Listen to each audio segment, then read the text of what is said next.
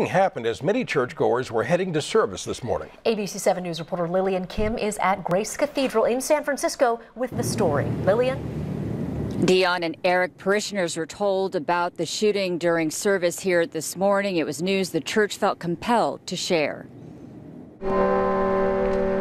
At Grace Cathedral, what began as a joyful celebration ended with the heartbreaking news of yet another mass shooting, this time at a church holding Sunday morning service. We just baptized 13 babies in this font this morning and said, God is good, life is good.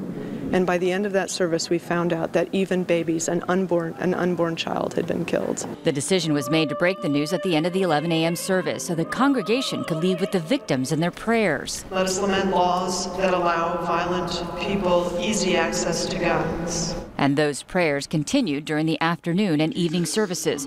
Parishioners who came later in the day arrived with the shooting very much on their minds. I think it's very disheartening because you come to church for solace and for some form of prayer and refuge. The shooting in Texas killed almost as many people as those killed at Sandy Hook Elementary 5 years ago. But for the Reverend Mark Stanger, there's doubt that any of it matters. When someone comes to a house of worship, they're finding people in an especially vulnerable place, and it's hideous. But we've seen it in a kindergarten classroom, and the country seems not to have the nerve to really do anything about it. Which is why the congregation is being asked to turn their prayers into action, to rise from their knees and to, quote, work for change. In San Francisco, Lillian Kim, ABC 7 News.